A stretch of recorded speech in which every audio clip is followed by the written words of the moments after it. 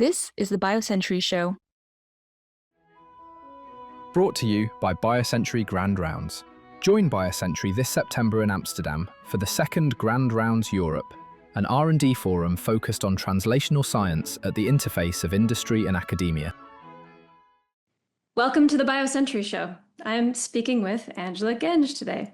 She is a physician researcher who has spent more than 2 decades, I would say really at the center of clinical research for amyotrophic lateral sclerosis. So ALS, as it's more commonly referred to, that's a progressive, fatal, neurodegenerative disease that's been a really tough nut for drug developers to crack, but Angela remains optimistic, which I think will come through today. As a neurologist and a professor at McGill University, she's built one of the most active ALS trial sites probably in the world. Certainly, there have been few major sponsored programs that have come through Canada and not been in her clinic. An example is tofersen, right, which went on to become Qalsody. She was also involved in Radicava.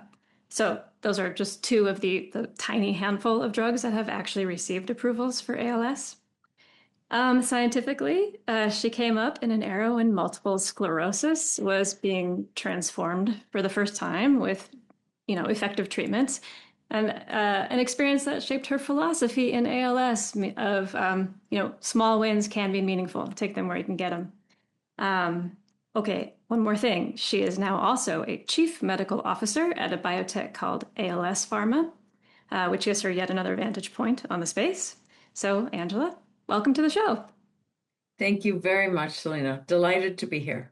Yeah, I'm excited to have this conversation as well. It's such an interesting and an important indication with so much need. So maybe I will start with the challenges. Because, the word that I hear most often when people describe the challenges in ALS is heterogeneity. And that can mean different things. There's different types of heterogeneity, right? And I wanted to kind of march through them. But let's start first off with mechanistic diversity. So the biology behind the disease. That seems to be expanding rapidly, these different contributors. And what does that mean for drug developers? So it certainly means, heterogeneity, as you said, Selina, is something that is used differently in different ways, but always seems to land on ALS when people describe it. And in some ways, I think they're bringing different things together. And it may not be as heterogeneous as people currently believe, but it is very true that science is leading us to look at a number of different pathways. And just when we feel that we've clearly answered one pathway as not important, another one shows up. So there's very much a whack-a-mole approach to mechanisms in ALS, and with historically the difficulty finding effective drugs, it's made that actually more intense. So if you look at the current pathways that we're actively exploring already in clinic, we have things related to TDP-43, including UNC13 and Stathman. We have inflammation that is currently being tackled. The current round is tackling things like TREM2 and certain other issues, pathways that are directly related to neuroinflammation. We also now have a focus on something called SARM1 that my colleagues worked on when they were doing their PhDs, and I won't tell you how many decades ago that was, and it's now becoming a target. So when you're an outsider or you're learning, all you hear is yet another pathway. The real question is, when it comes to developing therapeutics, are we getting lost in the forest, the trees for the forest? We do know right now that there's one target that in a subpopulation of patients, if you influence that target, you can be disease modifying. And that is SOD1. And, Qalsody is a perfect example of a development program that followed basic principles of drug development. The question we have is whether it's possible that there actually, even if there are many, many, many different pathways triggered, that at the end of the day, we will only need to treatment-wise target a handful. And what those handful of pathways are is really important. So we now have one pathway. That is the SOD1 pathway. If you have too much of it, if you develop misfolded, that's really the ALS Pharma story. And you clear misfolded, can you influence clinical outcomes?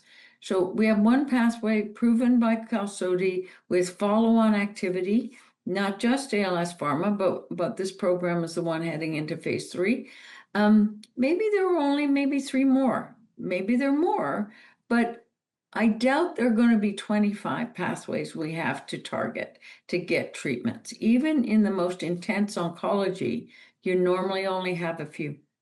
But at the end of the day, we're down to, several drugs, but not 25 for every disease. So Yeah. I think that's where we're going to end up. Well, that's hopeful, right? It makes it more tractable. But let's talk about another aspect of heterogeneity, which is the rate of progression. So that varies dramatically from patient to patient. And I know that the field has struggled a little bit trying to stratify, fast progressors and slower ones, and just how to deal with that within the context of a clinical trial. So where are you at now? And do you feel like it's becoming a solved problem? What's the best practice? Oh, that's a really, really good question. It's very current. I think we're really starting to land on the right approach. It's very true. It's a bell-shaped curve. There are people that die in less than a year, very rapid progressors, big problem with certain genetic forms. And there are those who live 10 years or more, and they contribute in other ways. The bulk is between 2 and 5 years, and what we call normal progressors are people that go from symptom onset to assisted ventilation, respiratory assistance, or death in 2 to 5 years. And that's probably the majority. The challenge when you're running a clinical trial, of course, is you want a homogeneous population in your treated arm and your placebo arm. A group out of Europe, and it's called TriCals, has developed a prediction model. It's actually developed a few years ago, but it's finally we finally have data sets demonstrating what they developed. And it is the TriCals prediction model uses between 12 and 13 different elements to determine at the point you're seeing the patient, say you're screening them to go into a trial, to determine what their progression will be. And it's scored. It has things as straightforward as site of onset or whether or not they have a genetic mutation. It also includes weight, because weight turns out to be one of the most objective predictors of prognosis. Change in weight from your symptom onset predicts the speed of progression probably better than any one single thing. It has a panel and it scores it, and then you can take the score. They've created this sort of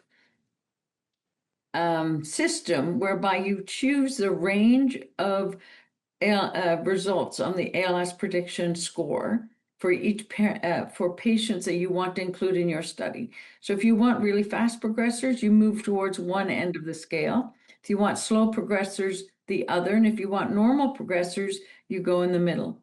We've tried other things in the past. We've tried predicting based on symptom onset to baseline and how many points in our functional rating scale was lost.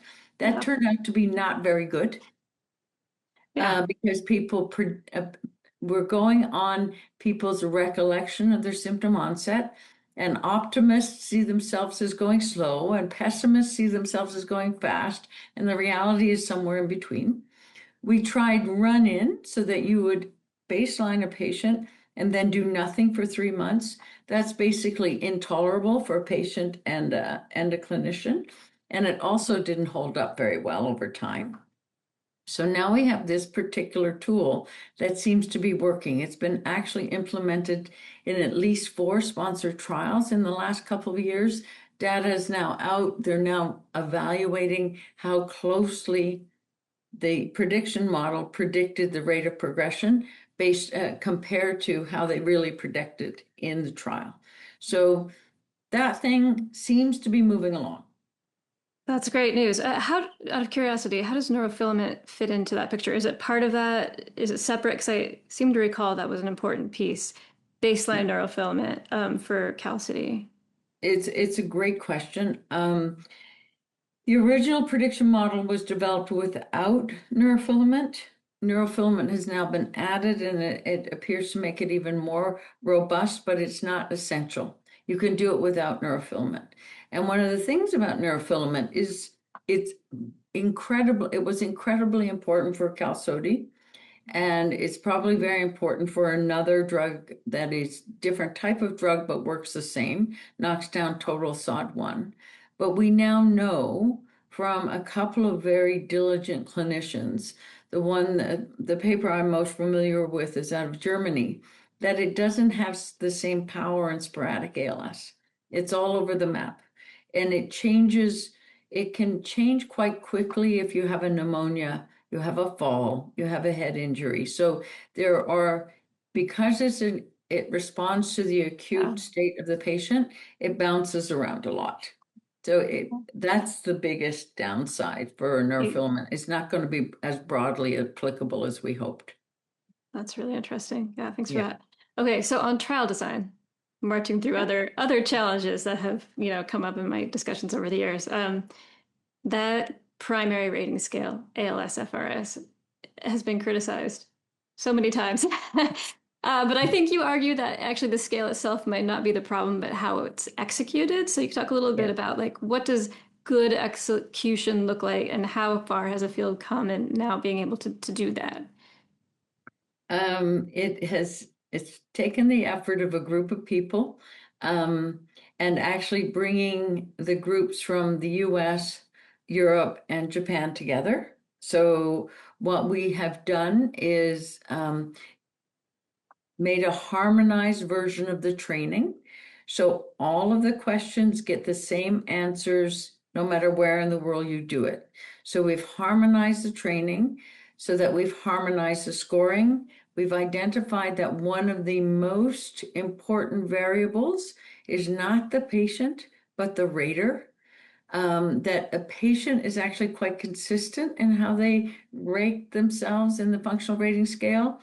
But if you change the rater, the person asking the question and receiving the answers and documenting the score, a change in rater can change the score by 4 points. We currently believe that a change of 2 points between placebo and treated is clinically meaningful. And if you change a rater, just overnight, you can change the result by 4 points. So we're setting different rules. The training is now standardized. We're asking everyone to keep the same rater for the same patient for the duration of the double-blind period. And we're making things like that happen to really standardize it.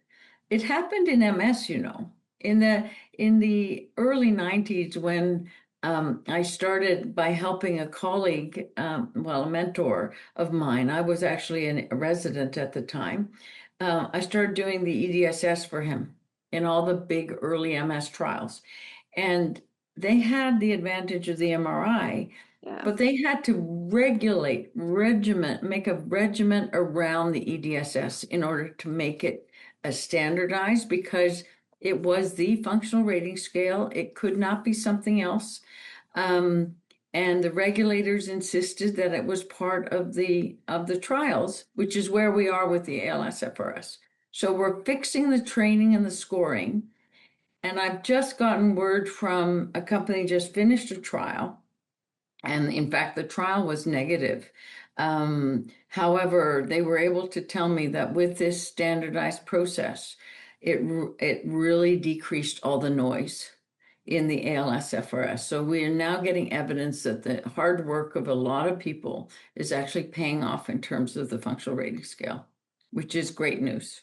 Oh, it's really encouraging. Yeah, because we can't get rid of it. The regulators will not, until we have a fully vetted replacement, which takes years. it is our tool. Okay, yeah. So, but when you think about maybe that longer term vision, do AI raters or continuous monitoring with digital trackers factor into a future where maybe you don't have to work so hard to train everybody and get consistency? Is there movement on that, or? There is movement. I've actually used a few super interesting tools. Um, they're not ready yet, and they're not ready for the regulators, but there's a very simple fix we're working on, and it's fascinating. The patient. If you do a self-report ALS-FRS, and you do that over time, it is more reliable, predictable, less variable than having a rater. Well, and we're just trying to come to terms together as a drug development and ALS community, because it's a real mix of industry and academia and clinical. But we looked at some data, and patients are more reliable. And when you think about it, Selina, it makes sense, because if the patient is an optimist, they're always going to score high. Even as they progress, they're going to rate themselves the highest possible. If they're a pessimist, they're going to consistently score themselves as low as possible. And it turns out that actually matters, that the self-report is actually quite robust. So we just have to get that into our drug development now. Gotcha. Well, we have to go to a short break now, but when we come back, we're going to talk about biomarkers and the toolkit, how it's expanding, and ALS Pharma. So be right back.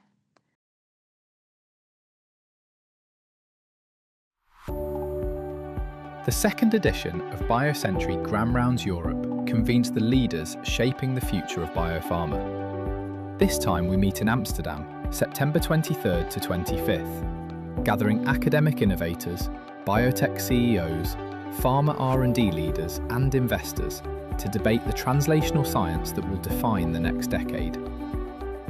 Grand Rounds Europe focuses on what matters most: breakthrough biology, transformative technologies, and how to make early-stage R&D investable.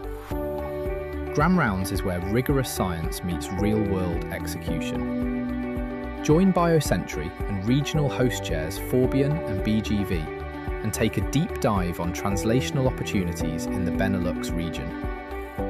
BioCentury Grand Rounds Europe, where discovery moves toward impact. Register at biocenturygrandrounds.com. Welcome back to the BioCentury Show, where I am speaking with Angela Genge about ALS drug development and what can make clinical trials better. And so one of the things that needs to improve over the long term is the biomarker toolkit for understanding pathologies patients have, for tracking outcomes, responses to drugs. So can you just give us the overview, Angela, what's improved in the toolkit and where are important pieces still missing? So I think what's improved is people's focus on it. So biomarkers turn out to be a really good thing in drug development, and particularly in ALS. ALS is not a field that's going to be conducive to fancy imaging because the patients can't lie flat or still for long enough. So we really had to focus on biomarkers. And the work that has led us to neurofilaments is rock solid. So we now have both serum neurofilament light and phosphorylated neurofilament heavy in the CSF. They have two slightly different sort of features. Because the PNFH is done in the CSF, it's done less frequently, but it's more stable longitudinally, and we do know what it looks like in natural history longitudinal studies. Because serum NFL is so easy to do, it's really been added to a lot of programs. Its drawback outside of the very specific SOD1 decrease type mechanisms its drawback is that it does vary with things that are unrelated to the disease. So you over time it works out, but there's noise in between. And it can take a while for it to change. What I find super duper exciting is we're actively looking for new biomarkers. And the big companies, the small companies, the academics, everyone is in this. And so I've recently seen, well, I've been involved in the development of microRNAs, that story around microRNA in ALS. And I've sort of watched and listened to the development of neuronally derived exosomes. And now we're in a point in time when we're looking at panels of proteins and metabolomics. But I think the most exciting part of this is actually who's in the game and what's in the game. So AI is in the game, guaranteed. But you also have some big pharma who've decided to invest in drug development in ALS, who are pumping their expertise in biomarkers brought in from oncology and immunology. And I think they're making big headway. So even in programs that I participate in, but I'm not as involved in as I am with ALS Pharma right now, I see this really important energy going into it. I can tell you the regulators expect things to be developed properly. They have certain standards. Whether you talk to CPATH or directly with the FDA, you will get clear guidance on what you have to do. But I've probably seen 8 or 10 efforts in the last year and a half. So I'm very hopeful of this of biomarkers being able to give us signal prior to clinical improvement that we're on the right path, because that's what they're being used for, right? It's a surrogate of clinical benefit. It doesn't replace clinical benefit, but it gives you heads up that you're on the right path. Right. So neurofilament is used in that way. Yeah. But when I think about, people will often say, what we really need is a TDP-43 marker of some kind, Yeah. PET or otherwise. What would Yes. that do for the field? Right. I think that will be huge, and I can tell you several groups. The academic group in Florida is very involved in this. One of the big pharmas is very, very involved in this, and then there's small sort of biomarker startups are also. So I think we're not that far from a biomarker in TDP-43. I've seen a couple, so I think it may be in the next 2 years, actually. I think it's finally moving that quickly. If we're unlucky, it'll take 5. It's not going to take 10. Too much brain power, too much technology is being applied for it to take that long. Okay. And then what about SOD1? Because that is what ALS Pharma is working on. Right. So SOD1, we have an assay for normal SOD1. What ALS Pharma developed was a Samoa assay looking for misfolded SOD1. So SOD1 is an important protein in the body. We can't live without it, right? It's 1% of the CNS. When it misfolds is when it causes problems. It's a toxic gain of function pathway. You misfold, it causes motor neurons to basically malfunction and then die. It can be, but what has been missing or elusive is an assay to test it during life. There's a lot of activity and a lot of evidence in a lot of labs that and postmortem specimens across the spectrum of ALS patients, you can document misfolded SOD1. What ALS Pharma did was developed an assay that actually measures it in CSF. So you're able to see in not only SOD1 patients, but also in sporadic patients.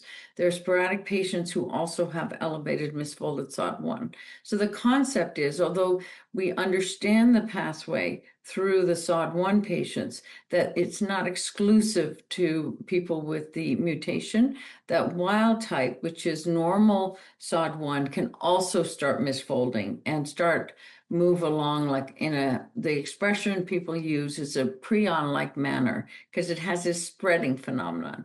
You misfold in one region and it starts to trigger more misfolding and more misfolding. Yes, that is a common theme across neurodegeneration. We see it with tau and Alzheimer's. We see it Yes. with alpha-synuclein and Parkinson's disease.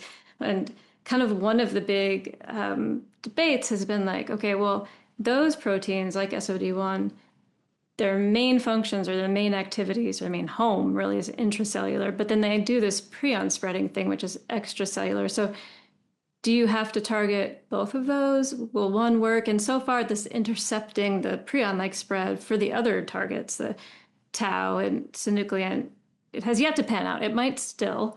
But do you think there's something that would make SOD1, I don't know, different or more amenable or So that's what we're seeing in our phase 2 study, that we target misfolded SOD1, you get it out of circulation. It's an IV medication, so it's also has the opportunity for retrograde transport. And then if you clear the really active forms which are circulating, we have evidence both with biomarkers and with clinical that you can actually change the course of the disease. So it's a small phase 2. That's why we need the large phase 3, but it's pretty exciting. And the fact that we've seen this misfolded SOD1, and we've basically confirmed what autopsy programs showed. We see the misfolded SOD1 in sporadic patients in life. So the target, it may be a treatment that works in patients with non-genetic forms of ALS.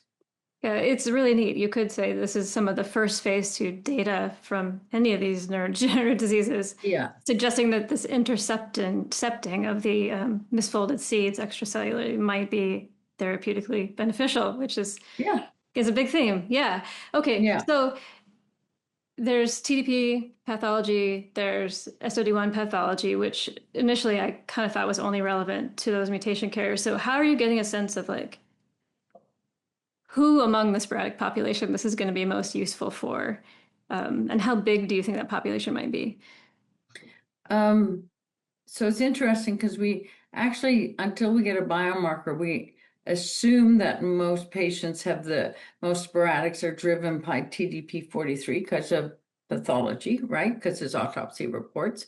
But the evidence we're having so far is that at least a third of sporadic patients potentially respond to the therapy, at least a third, like SOD1 patients. And figuring out just how many, what proportion, is a big deal. And then the other question, which you alluded to, is it an either-or situation, or is it possible that somebody has TDP-43 pathology and still has some motor neuron loss related to misfolded SOD1?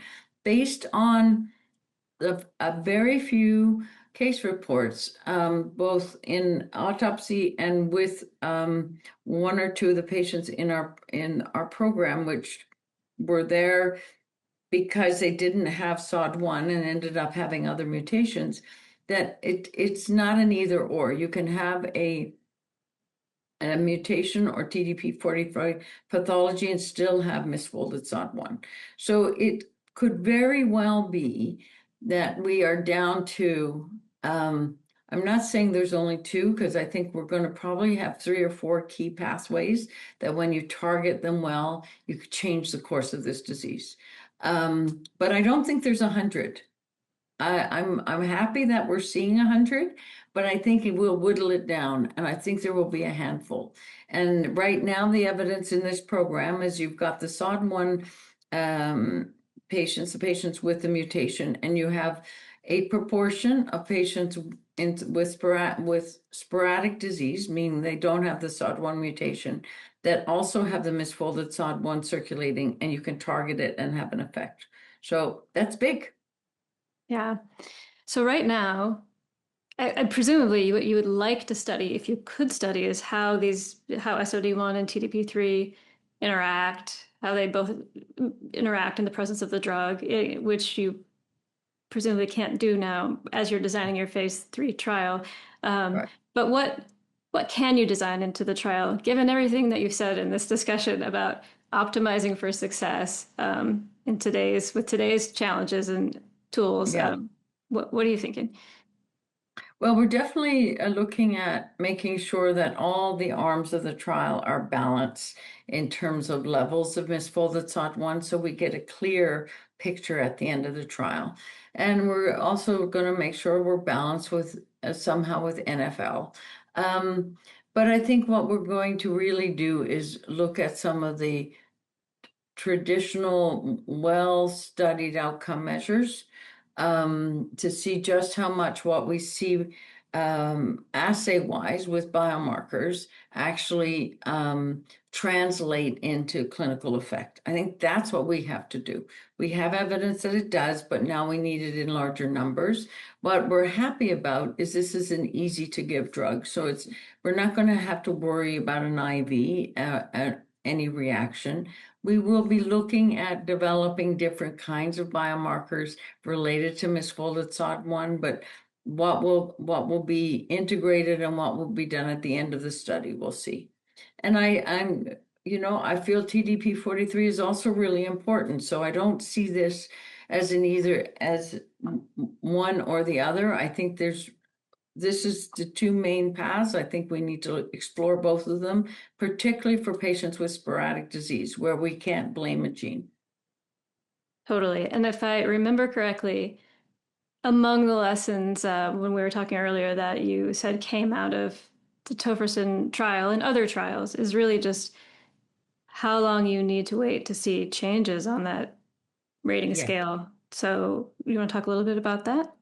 I think I'm glad you brought it up. So we know very well what tofersen has done. We know the timing on the biomarker and we know the timing of the clinical benefit. If you target it differently, and so a target that's circulating misfolded SOD1 is a different target. We don't touch normal SOD1 with this. What we see is a different timing of the changes in neurofilament and actually a different timing of the clinical effect. So the clinical effect occurs a little earlier, the biomarker effect occurs a little later. Everything is related to the mechanism of action, Selina, right? So if you're targeting normal levels of something that have a downstream effect, you have to knock it down and then see the clinical effect.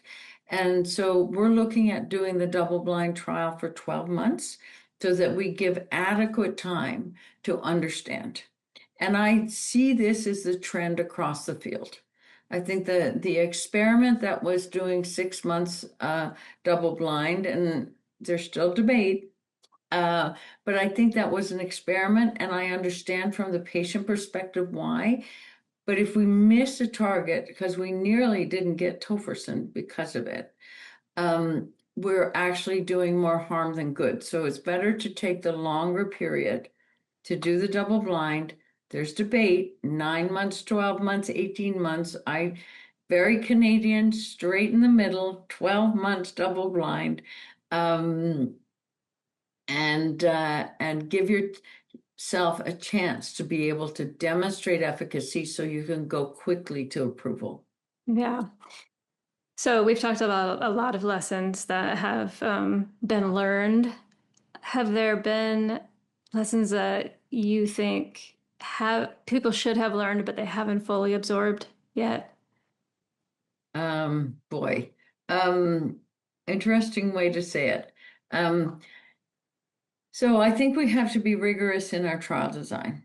I think we have to use our phase 2 trials, and anyone out there involved in drug development and ALS needs to know phase 1 is safety and tolerability. You need to really be diligent in your phase 2 trial. If you want to test something, test it in that phase 2. Add in your special AI-driven data entry. Use both your validated and your more experimental biomarkers. I've learned from the field of FSHD, facioscapulohumeral dystrophy, that had absolutely nothing. And then a couple great biotechs came along. They did really innovative things. I had one company that was injecting the muscles directly. Then we had another company that was doing muscle biopsies every 3 months and found out the patient tolerated it. And now we're on the verge of actually treatments that really are disease modifying in the most common muscular dystrophy in adults. And all of these programs had these phase 2 trials with lots and lots and lots of outcome measures, and that shaped the phase 3 because they were able to look and choose what was best for following the patients, and they've done it in 15 years. 15 years is not very long to go from first drug ever exposed to this population to something that's in the brink of being approved. That's very fast in drug development. In neurology, I live in neurology. No, indeed. And, I grew up in the era of HIV/AIDS, and I saw what the power of a community working together could do. Took care of the young men who were dying in the 80s with no hope, and worked in it actually simultaneously with MS until the triple therapy was developed. If we work together and do all this stuff well, we get to the answer. Yeah, and that's one thing you definitely have in ALS, a very active, involved patient community that can help you recruit for trials and things. But I think we are out of time for today. That was really wonderful, illuminating, and thank you for your perspectives. Thank you for taking the time, Selina. It was great. Until next time. Bye.